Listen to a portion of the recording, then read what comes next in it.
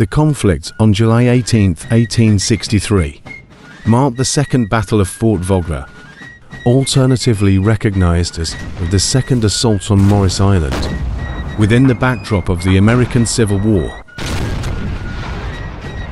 On July 11th, there was an effort to launch the initial assault on the fort. However, it was thwarted with significant casualties suffered by the attackers, primarily due to artillery and musket fire.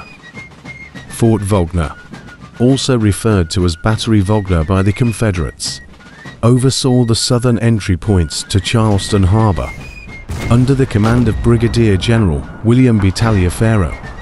The Union sought to seize control of the fort to secure the crucial harbor and disrupt Confederate supply lines.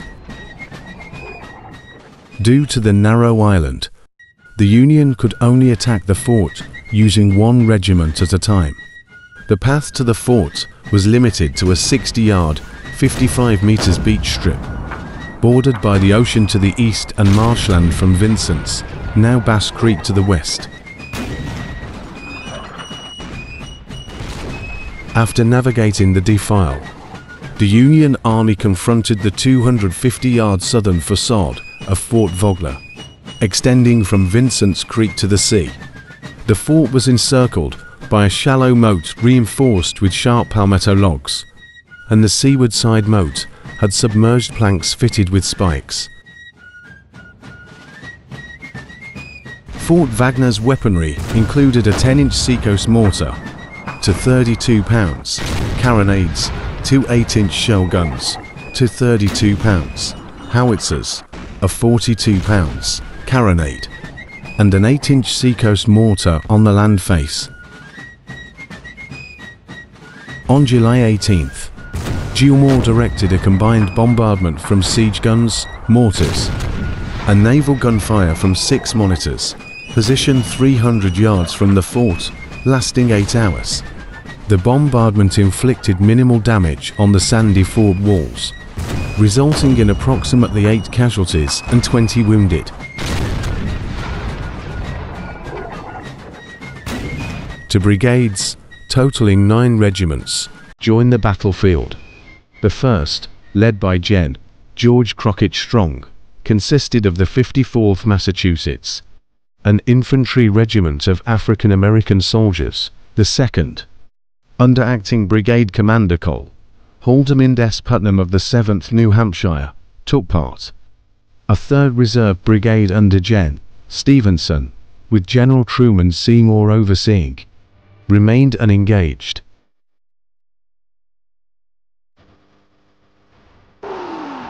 At 7:45 p.m., the assault commenced in 3 phases. The 54th Massachusetts initiated the attack to the west, targeting the curtain of Wagner. Simultaneously, the rest of Gen. Strong's brigade and Cole Putnam's brigade assaulted the seaward salient on the south face.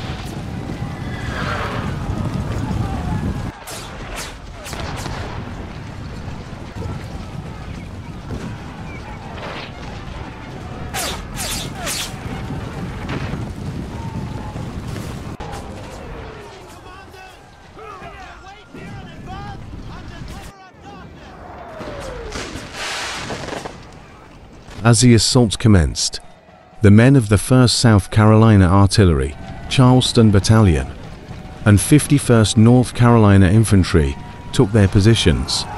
The 31st North Carolina remained in the bomb-proof shelter and did not take its position in the southeast bastion.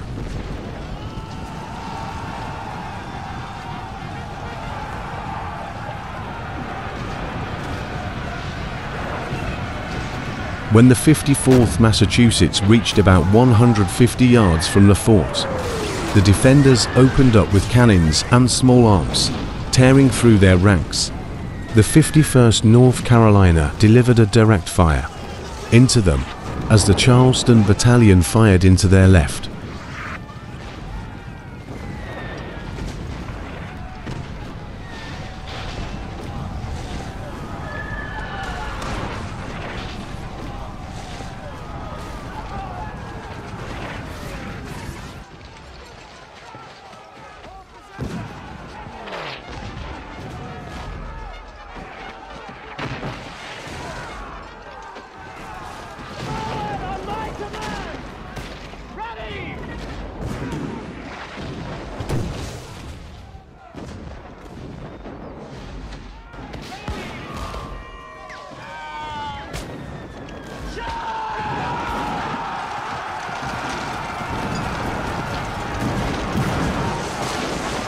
The 6th Connecticut continued the assault at the weakest point, the southeast, where the 31st had failed to take its position.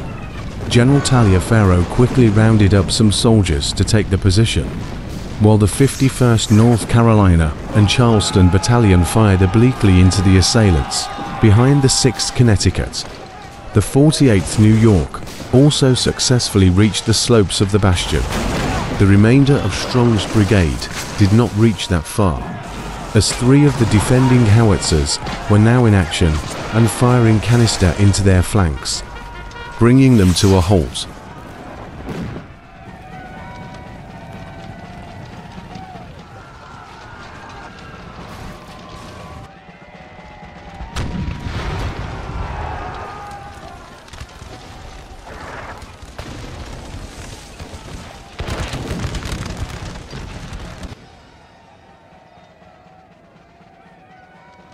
In the end, with heavy losses, only about 100 to 200 men from the 62nd and 67th Ohio reached the bastion.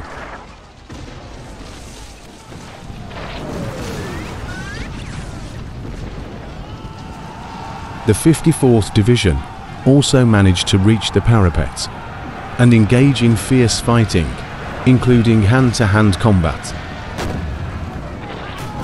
The Confederates attempted to counterattack twice, but were beaten back after having the officers leading the charge shot down.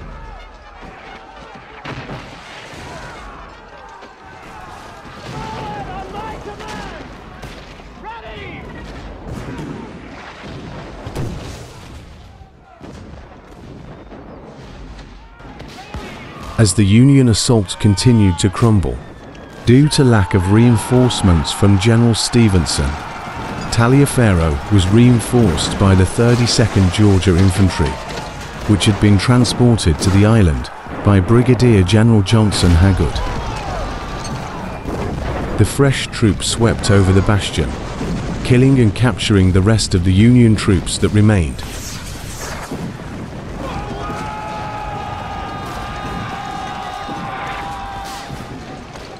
By 10 p.m., the bloody struggle had concluded with heavy losses.